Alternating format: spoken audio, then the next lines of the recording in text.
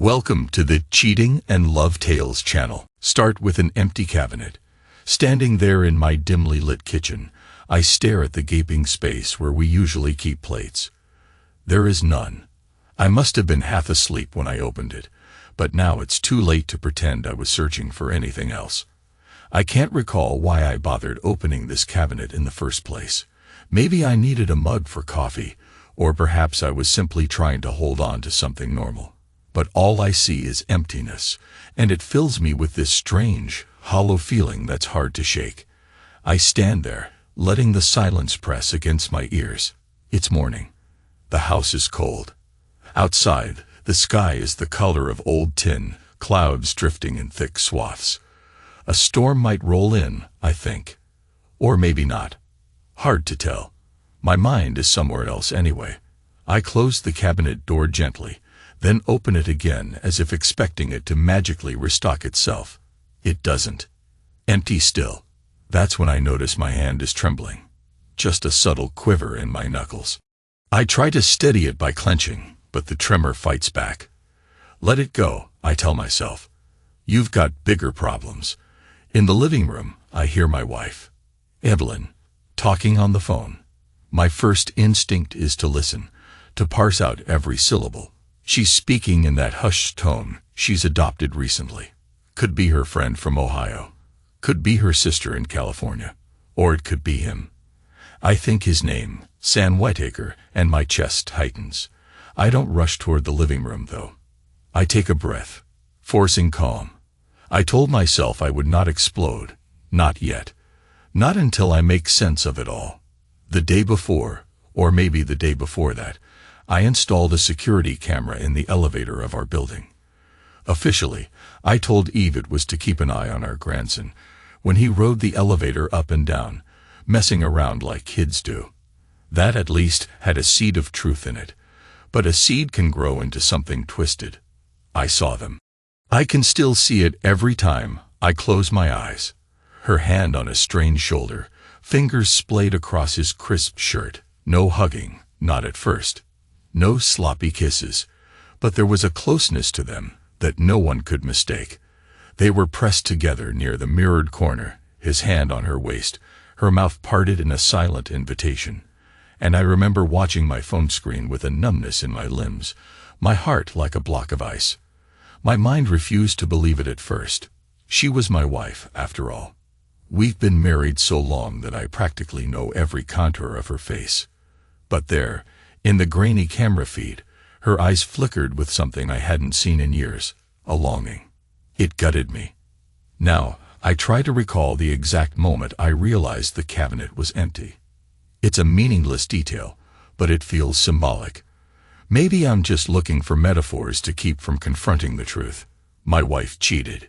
She didn't slip into the arms of some random fling either. No, she found him. Her ex, the man who left for the army decades ago. The man who apparently never quite exited her heart. Sam Whitaker. And me. I'm just the well-intentioned husband who happened to stand in the right place at the right time when she was suffocating from heartbreak all those years ago. Her voice from the living room shifts, the tone dropping lower. If I had to guess, I'd say she's talking about the volunteer program for kids at the local community center. But suspicion tears at me. Maybe she's explaining something else. I hear footsteps. My heart leaps to my throat, but I swallow it back down. She appears in the kitchen, foam in hand, looking a little startled to find me there, so silent, so still. The lines around her hazel eyes crease. She asks if I'm okay. I manage a thin smile, forcing normalcy. Just trying to find a coffee mug, I say, as though that explains everything. She nods, her expression guarded. I can't tell if it's guilt or worry. I suspect it's both. She places her phone down on the counter. I notice the screen is black. The call ended. There's a sheen of tension in the air, so thick I can almost taste it. We exchange small talk. She reminds me we need groceries. I remind her I won't be home until late. My work at the logistics company has me traveling to a warehouse an hour away. She says something about, "Don't forget to pick up your medication," referencing my mild blood pressure pills. I give a non-committal grunt. Inside, my anger simmers. Here we are, discussing groceries and prescriptions, as if last night I didn't watch her with that man in the elevator, her body brushing his, eyes half closed in a memory of old passion. My head throbs with the realization that I'm not the center of her world. I'm just a footnote in a grander script that apparently started long before she ever said, "I do" to me. I walk away without saying goodbye. As I exit the front door, the wind picks up. There's a bitterness to it, a promise of rain or maybe even sleet. Usually, Colorado in early spring can swing unpredictably between sunshine and cold snaps. Now, dark clouds gather overhead. The sudden change in weather feels like an echo of my mood. Swirling, unsettled. I clamp my jaw and get into the car. For a second, I wonder if maybe I should go back inside, force the conversation, demand an explanation. But no, I want more time to think, more time to burn inside, because in that burning I find some semblance of focus. Driving to work, I turn on the radio, but it's just static. I kill the volume. An image replays in my mind. Evelyn's hand on Sam's shoulder. The faint glimmer of recognition in her face. She used to look at me like that. Did I ever fully realize it at the time? Maybe I did. Maybe I didn't. But the worst part is how I now recall every instance she seemed distant. Every time I reached for her in bed and felt only a half-hearted warmth, as though her mind was elsewhere. The desire to take revenge surges within me. It's ugly, raw, and so strong that I actually clench the steering wheel. My breathing speeds up. I remind myself, not yet. Not with pure rage clouding my mind. I need to plan to watch. The man in me wants to lash out, to slam fists and break something. But the father in me, the grandfather, knows such outbursts rarely lead to anything but regret. Work is a blur. My colleagues greet me. I nod, forcing a polite smile. Paperwork, emails, more paperwork. By lunchtime, my stomach churns with hunger and nausea. I can't eat. Instead, I pace the corridors, phone in hand, rewatching the elevator footage on mute, torturing myself, frame by frame. In the dim black and white video, I catch a moment. Her lips parted slightly as Sam leans in close. They don't kiss, not properly, more like an intimate exchange of breath. But there's contact. Her body arcs toward him, almost magnetically. My heart hammers. I shut off the phone. It's too much. My entire chest feels bruised. That evening, I return home, but she's not there. A part of me panics. Did she go to him? But then I see a note on the kitchen table, the closest thing to an anchor I can cling to. Went to buy groceries and run a few errands. Back soon.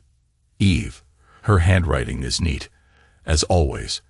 I trace the loop of her E, imagining her hand swirling on the page. I try to recall the last time she wrote me a love note. Must have been years ago. The memory leaves a sour taste in my mouth. The next few days pass in a haze of suspicion, quiet tension, and internal debates. At night, I lie awake, staring at the ceiling, hearing the faint hum of the refrigerator. She sleeps next to me, her breathing calm.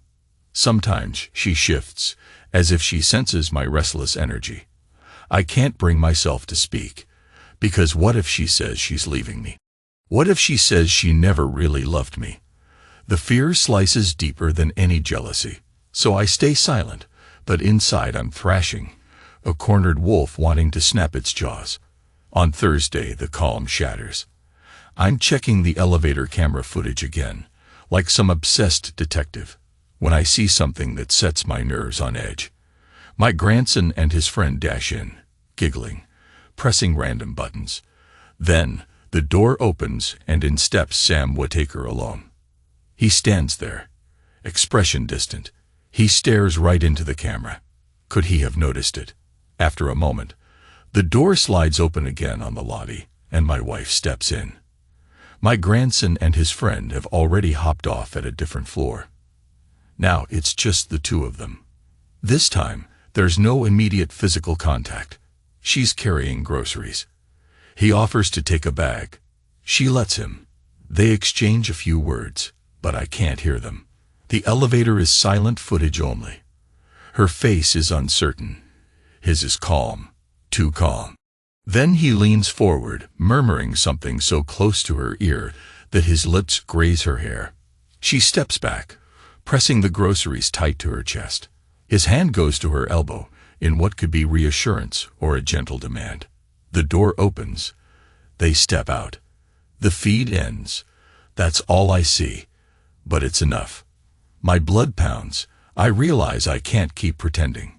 Something must be done. I pace the living room, trying to quell the panic, the fury. I flip off the lamp, then flick it back on, as if toggling the switch could control the rising rage inside.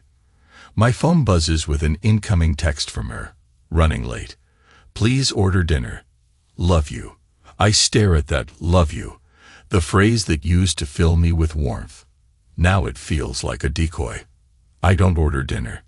I stew in my own bitterness until, hours later, she comes home. She finds me in the hallway by the elevator, arms crossed, leaning against the wall as though I've been standing guard. "You're home," she says, frowning. "Why are you out here?" I push away from the wall, slip on a disarming smile. Just wanted some fresh air. It's stuffy in the apartment. She nods, eyes flicking to the small security camera overhead. I see a flash of nerves in her expression. Did she guess? She doesn't ask, though. She just says, "I'm going to unload the groceries." I help her, quietly, carrying bag after bag. My heart hammers so loud I think she must hear it. But I say nothing. I pass the bag of vegetables to her. Our arms brush, and I feel how tense she is. She withdraws. The air outside, once still, now stirs with a growing wind. The sky beyond our window is pregnant with thunderclouds, and the day darkens prematurely. I feel the storm creeping closer. That's the night I no longer switch off the light in our bedroom. She tries to flick it off. Out of habit. She's always claimed the darkness soothes her. But I stop her. She looks at me questioningly. "I just need it on," I mutter. "Call it a whim." She climbs into bed, uncertain, but exhausted enough not to pry deeper. I watch her for a long time. My eyes trace her face, the lines near her temples. She's beautiful in that worn, real way. We've shared decades of life. But now I see a stranger's secrets in her eyes. My rage grows each minute, but it's a cold, burning ember inside. The next evening, a soft knock at our apartment door breaks the routine. I open it, and there he stands. Sam. He's poised, shoulders squared, like a soldier reporting for duty. My heart plunges, but outwardly I force a measure of calm. Evelyn is behind me, and she nearly drops the glass she's holding when she sees him. He steps in without waiting for an invitation. I can't stop him, not physically at least. Something about him radiates quiet confidence. I think, this man is used to taking what he wants. Evelyn's eyes glisten with tears, but she doesn't speak. Sam looks at me, looks at her, then quietly says, "Let's talk." I lead him to the living room. The tension is strangling me. I want to lunge at him, or maybe at her, or maybe just run. But I do none of those things. Instead, I wait. And so does he. Evelyn sets the glass down on the table, her hands trembling. Rain starts to patter against the window. The wind rattles the pane, letting us know the storm has arrived. Sam clears his throat. "I'm sorry to barge in like this." His voice is soft, respectful. I hate him for it. But we can't keep avoiding what's going on. I nod, silent. My anger roars, but I clamp it down. My fingers curl into the upholstery of the couch. I almost feel the fabric tear. "It's my fault," he continues, turning to me. "I was the one, whoa." I cut him off with a sharp gesture. "Don't." He acknowledges the interruption, sits up straighter. We lock eyes. Evelyn shifts in her seat. She's perched on the edge of the armchair like she might bolt. I watch them both, feeling like a third wheel in my own home. You deserve an explanation, Sam says. All these years ago, Eve and I. He glances at her, then back to me. We had plans to leave, to build a life. But I was shipped out. Ended up in Afghanistan. I lost track of time, lost track of hope, and she moved on. Married you. His tone is not accusing. It's factual. That only angers me more. I wait, jaw clenched. Evelyn speaks, her voice shaking. John, I never planned for this to happen. I never wanted you to be hurt. I snarl inside. My mind screams, then why did you do it? But I bite my tongue. I want more from them, want to see them squirm. Sam presses on. I came back recently, learned she was still living here, and we reconnected. It was unplanned. But I don't regret seeing her again. He stops, swallowing hard. She matters to me. The rawness in his words almost stuns me. Evelyn's eyes fill with tears. My heart stings, twisted by jealousy. But I remain outwardly calm, like I'm the polite host to a conversation about weather. The storm outside intensifies. A flash of lightning brightens the room briefly, illuminating the tension etched into each face. I wait a moment, letting the silence crush them. Then I speak, my words slow, measured, laced with poison. I appreciate your honesty. I stand, stepping toward Sam. He tenses, probably expecting a punch. I don't oblige. Instead, I lean close and whisper, "Get out." He fixes me with a sad, steady gaze. I understand. He leaves. I turn to Evelyn. She's crying softly, tears running down her cheeks. She attempts to speak. I hold up a hand, stifling her apology or explanation, or whatever nonsense she plans to spew. "Don't," I say, echoing my earlier command. "Not now." She nods, sniffing. I walk to the window, glaring at the sheets of rain. Thunder booms. The overhead light flickers, then steadies. A twisted part of me wonders if the power might go out entirely, plunging us into darkness. I decide if it does, I'll find a flashlight, because I'm not sitting here in the dark. Not anymore. The next morning, I'm up early, drinking coffee at the small table by the window. The sky is still gray and swollen with leftover storm clouds, but the worst has passed. Evelyn is in the kitchen, rummaging for something. We say little, stuck in the aftertaste of last night's confrontation. Then, after a while, she goes to the door as if she needs air. I follow. We end up in the hallway, near the elevator. The corridor smells faintly of cleaning chemicals. I've got a small bouquet of lilacs in my hand, her favorite. I found them at a nearby florist at dawn, the only place open that early. Not because I'm trying to woo her back, but because I have my reasons. And Sam stands there already, waiting near the elevator doors. My back stiffens. Evelyn gasps softly. He's holding a folded piece of paper, maybe a letter. Her eyes dart between us. I feel that cold fury swirl inside me, but I keep my face impassive. The elevator dings. Doors slide open. She looks from me to Sam, tears threatening again. My mouth curls into a slight smirk. I hold out the bouquet, but not to her. I extend it to Sam. He stares, uncomprehending. Evelyn's hand goes to her mouth as if stifling a sob. From her husband, I say calmly, voice dripping with sarcasm, "She's no longer your problem." For a moment, Sam doesn't move. Then he reaches to take the lilacs, but not in triumph. More like he's handling something radioactive. He's confused, maybe hurt. Evelyn looks at me, tears now rolling down her cheeks unrestrained. "John," she starts, but I step away, pressing the elevator button. I pivot, giving them both one last look. My eyes flick to Sam's posture, stiff, uncertain. He glances at Evelyn, who trembles with sorrow. Then I step into the elevator alone. The doors close. I can feel my heartbeat pounding in my ears. My fists clench at my sides. This isn't forgiveness. It's something more twisted, A final statement that I refuse to let them find comfort with each other. She made her bed. If she wants to lie in it, that's on her. But I'm not giving them the satisfaction of privacy or closure. Maybe it's cruel. Maybe it's just another mistake in a lifetime of them. But it's the only thing that satisfies my need for revenge right now. When I reach the lobby, I pass the reflection in the mirrored surface of a wall near the mailboxes. My face looks older. Lines of tension mar my forehead.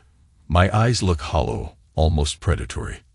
Outside, the morning air is crisp, remnants of last night's storm dripping from the eaves. I don't head toward my car. Instead, I walk and walk, past parked vehicles, past neighbors, past everything. A part of me wonders if I'll ever come back. Because I can't imagine stepping inside that apartment with its phony warmth and half-truths. My phone buzzes, and I ignore it. I keep striding forward, the wind picking up, ruffling my shirt. I look up at the sky. The clouds are shifting, revealing patches of bright, unrelenting sunlight. No more darkness to hide in. I recall the camera footage, the look on her face, the way she pressed herself to him. My teeth grind. She said she always turned off the lights at night because she was afraid of the dark. But it was never the darkness that scared her. It was being seen in full light, stripped of illusions. And now the illusions are gone. A few minutes into my walk, my phone dings again. Part of me imagines it's my grown son, or my grandson's babysitter, or Evelyn herself. I can't handle any of them right now. I cross a street without looking, ignoring the honk of an annoyed driver. My heart is pounding, sweat forming on my temples. I'm walking faster than normal, almost a jog. The city around me feels surreal, the buildings too tall, the noise too piercing. 1,000 memories fight for space in my mind. Our wedding day, her laughter when we played with our grandson, the first time I realized she was drifting away, though I pretended not to notice. The betrayal sears me like a brand, each breath laced with jealousy and heartbreak. The voice in my head urges me to keep going. Farther. Let the distance give me clarity. Eventually, I slow near a small park. The place is still damp from the storm. There's a lonely bench under a leafless tree. I sink onto it, burying my face in my hands. Even out here, the air is stifling. I fight the urge to scream. Men my age aren't supposed to break down. We're supposed to keep it together, solve problems, bury emotions. But the surge of betrayal is overwhelming. My eyes sting. I blink rapidly, forcing back tears. Time passes. I don't know how long. People come and go, some with umbrellas, some with dogs. None pay me much mind. Good. Let them remain indifferent. Maybe that's the real cruelty of the world. Indifference. Betrayal is one thing, but noticing that no one else cares, that digs even deeper. Eventually, my phone vibrates for the 3rd or 4th time. I look at the screen. It's a text from my son. Dad, everything okay? Mom's worried. Please call. He's a good kid. Grew up with a sense of responsibility. I think about my grandson, how he loves to run in the hallways, how I installed that camera to keep him safe, and ended up discovering the greatest threat was inside my own home. I text back a brief, "I'm fine. We'll explain later," knowing it's not enough. But it's all I can manage. Then I notice a missed call from my wife. No messages. I slip the phone into my pocket, exhaling a shaky breath. The wind stirs the branches overhead, and a few droplets of water plop onto my shoulder. I wonder if I'm capable of returning now, if I can face the aftermath of my little gesture with the lilacs. The thing about vengeance is that it doesn't fix anything. It just changes the shape of the pain. I've humiliated Sam in front of her, sure, but the ache remains. My blood still thrums with anger, my throat feels raw. The memory of her eyes, welling with tears, gnaws at me. I'm not a monster. I don't enjoy hurting her, but she tore my heart out, and I can't let that pass without consequences. I picture Sam's face, solemn, unshaken, as though he's faced worse in combat. He probably has. And now he's confronted the man whose wife he's stolen or tried to steal. Does that mean he'll walk away from her? Or cling even tighter because he believes she's always been the one who got away? These questions swirl in my mind, mocking me. My own wife. My partner of decades. Time creeps by. I watch the sky open up again, a mild drizzle turning into scattered raindrops. I stand, hands in my pockets, and wander back onto the sidewalk. Maybe I'm heading home. Maybe not. I navigate the city's side streets, crossing intersections, passing store windows. The reflection in the glass reveals a man I don't quite recognize, shoulders hunched, eyes rimmed with bitterness. Now, the memory of how I ended up with Evelyn surfaces unbidden. She was in a low place, hurting from some heartbreak. She never told me all the details, but I suspect it was about Sam. I was a friend, a confidant, someone who soothed her wounds. Gradually, we grew close. We dated, we married, we had a son, made a life. But was there always a piece of her that belonged to Sam Whittaker? I think about the emptiness I noticed in the cabinet this morning. A random detail, but maybe that's what I've been feeling all along. A hollow space in my marriage, one that no amount of devotion or stability could fill. I come to a stop at a crosswalk. Cars speed by, spattering water on the asphalt. I jam my hands deeper into my pockets. A sign overhead on a nearby office building flickers, half the neon letters dead. The city feels drained. My soul feels the same. But I force myself to move again. Step, breathe, step, breathe. Finally, I realize it's late afternoon. The temperature is dropping. My shirt clings to me, damp from the drizzle. I can't wander forever, so I catch a bus that goes back toward our block. My heart pounds as I near home. I half expect Sam to be waiting for me, or maybe the police if Evelyn feared I'd lost my mind. But there's no chaos in the hallway, just quiet emptiness. I unlock the door, step inside. Evelyn is in the living room, perched on the couch, hands clasped. Her eyes are red. She's been crying. She looks up sharply when she sees me, relief and fear warring in her expression. The overhead lights are all on. Not a single lamp is switched off. The place is bright, harshly so, revealing every corner. She stands. "Joan." I cut her off with a raised hand. "Don't apologize." My voice trembles, either with fatigue or anger, maybe both. I cross the room, set my keys on the table. She watches, uncertain. "You should know something," I say quietly. "I'm not walking away. And I'm not giving you up. But this," I gesture to the space between us, "can't be the same." Tears roll down her face anew. "I'm sorry," she says anyway, ignoring my command. "It's not your fault. He was part of my life once. We made plans. It ended abruptly, and I thought I moved on. But you still love him?" I ask, voice tightening. I'm not sure I want the answer. She hesitates. That hesitation is enough. I swallow hard. "Then this is on you," I murmur, stepping back. "Because I've been here, all this time, loving you the best way I knew how." Lightning flashes outside again, or maybe it's just car headlights. The day seems stuck in perpetual gloom. She tries to approach me, maybe to reach for my hand. But I move away. "John, please," she pleads. "Let's talk about this." I shake my head.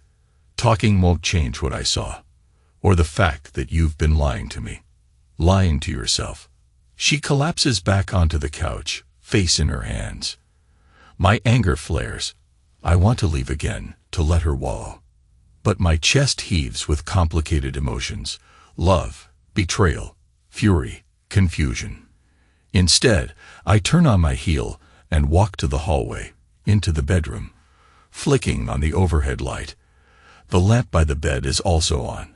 I realize every lamp in the apartment is blazing. A quiet vow forms in my head. We won't live in darkness anymore. If she wants to hide, she can't do it here. The next few days pass in a painfully stiff routine. We coexist under the same roof, sharing minimal words.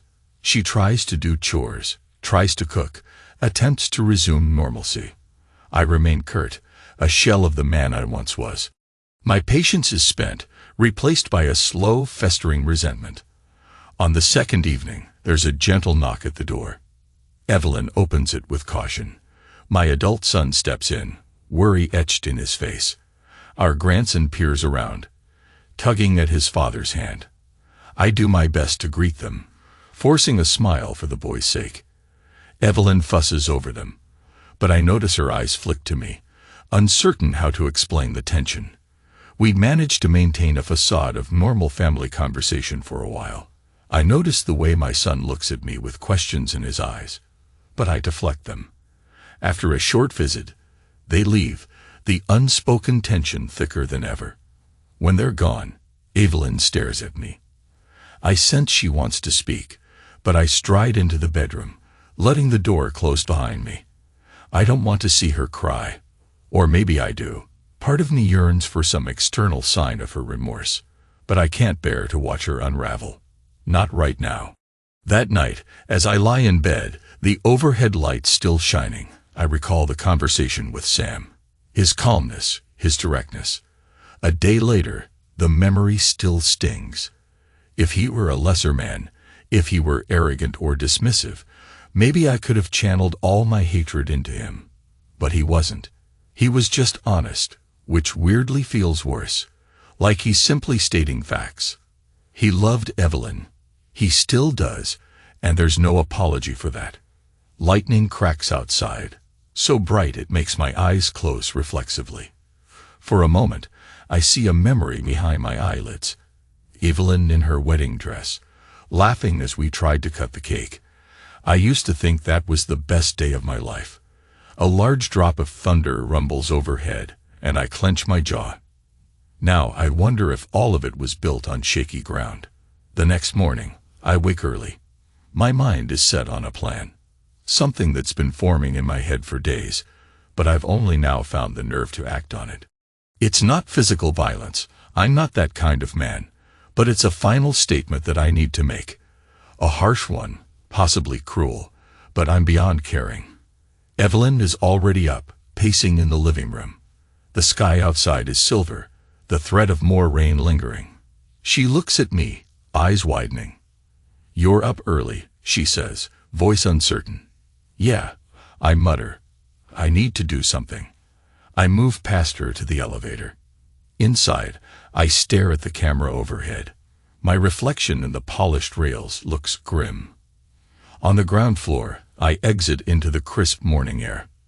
The florist shop near the corner is just opening. I step inside, scanning the fragrant rows of flowers, until I spot a fresh bundle of lilacs. Evelyn's favorite.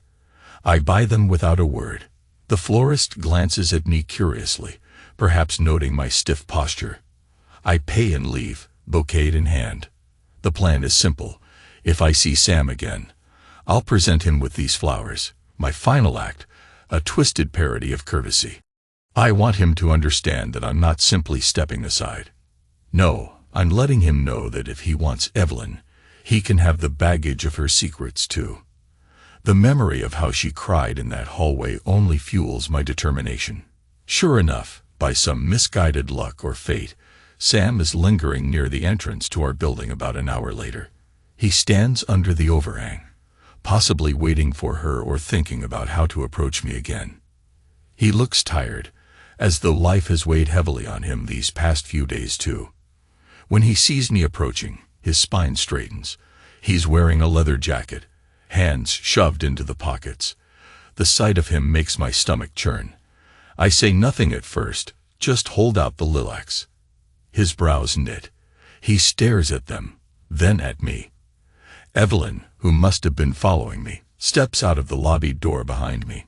She sees the bouquet in my hand. Her face pales. This is from her husband.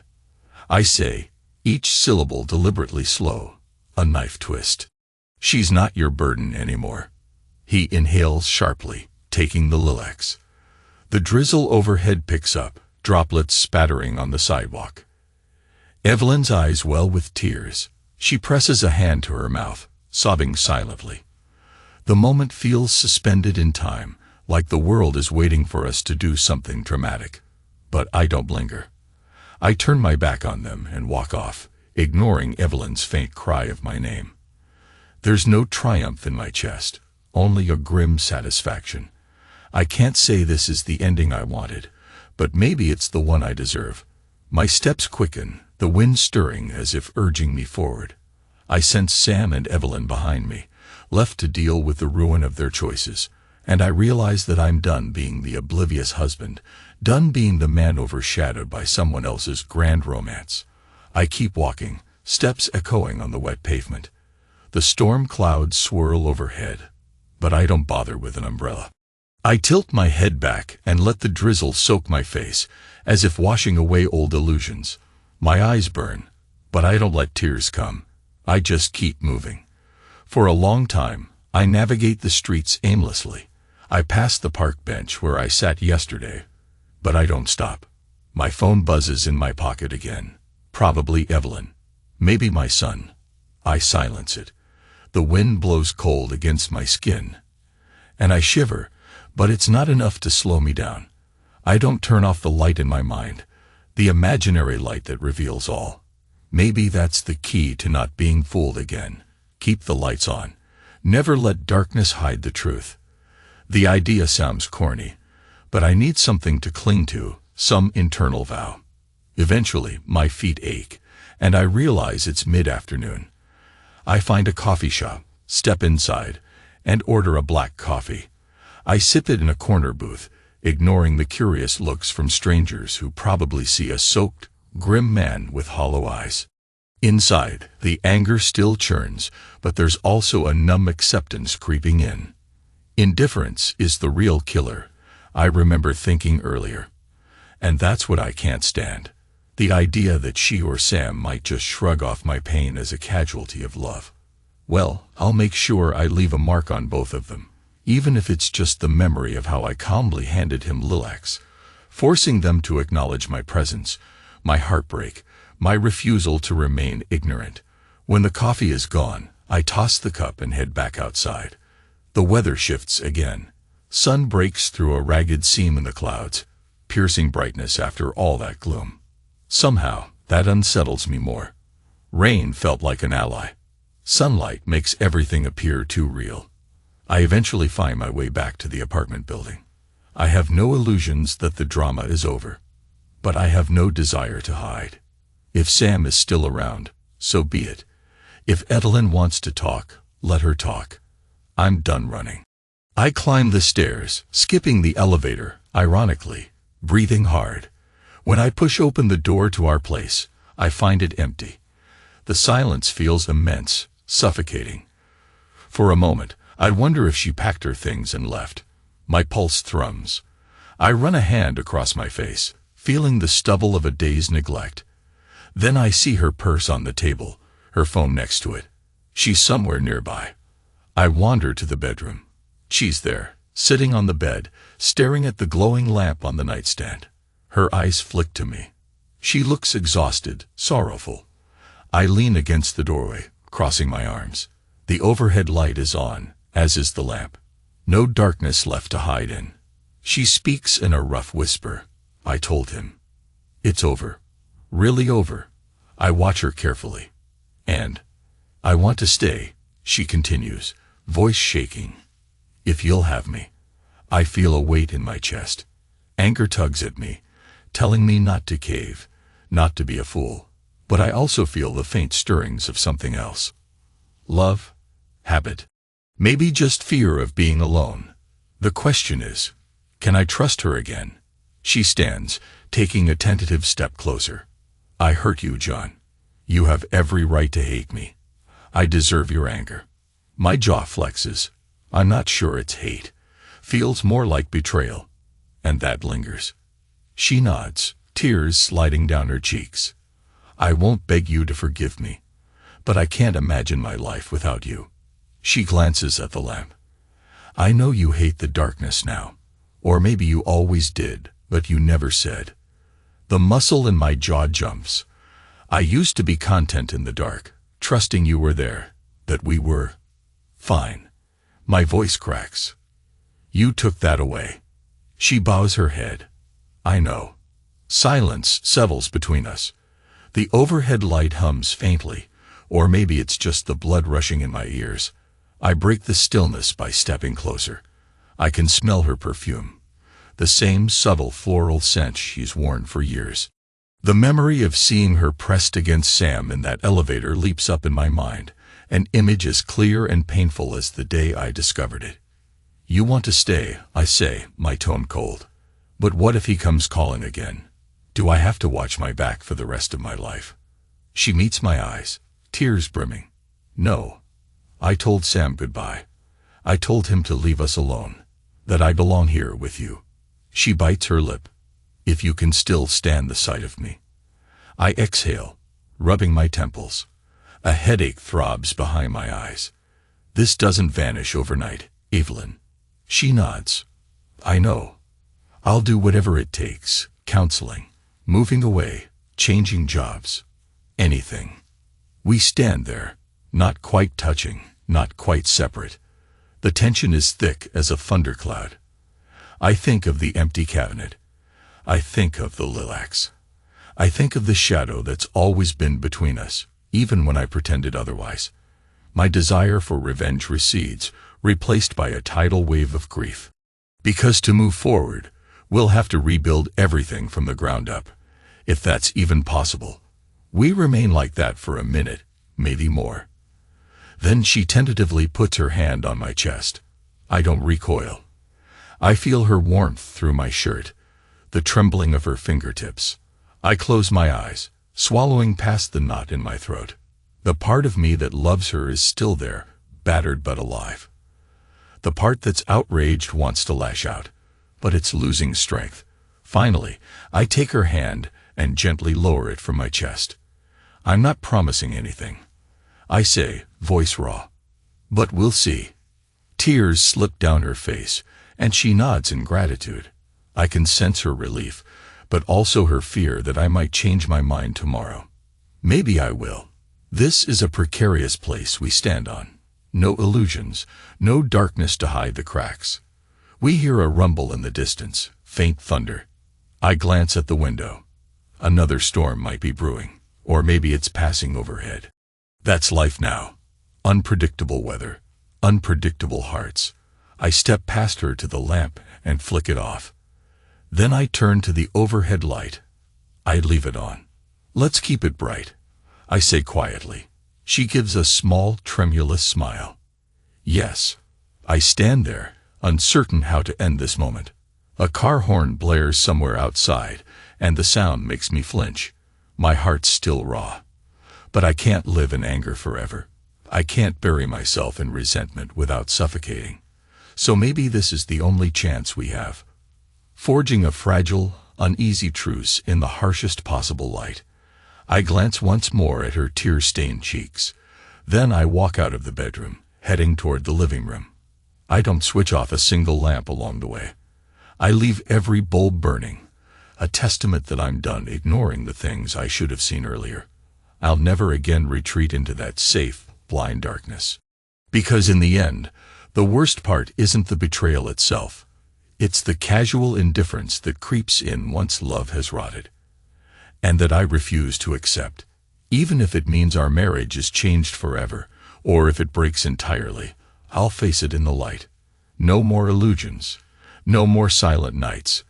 Thunder growls, distant and low. A final reminder that the storm might return. But I'll be ready. And this time, I won't turn off the lights. The shadows have nowhere else to hide.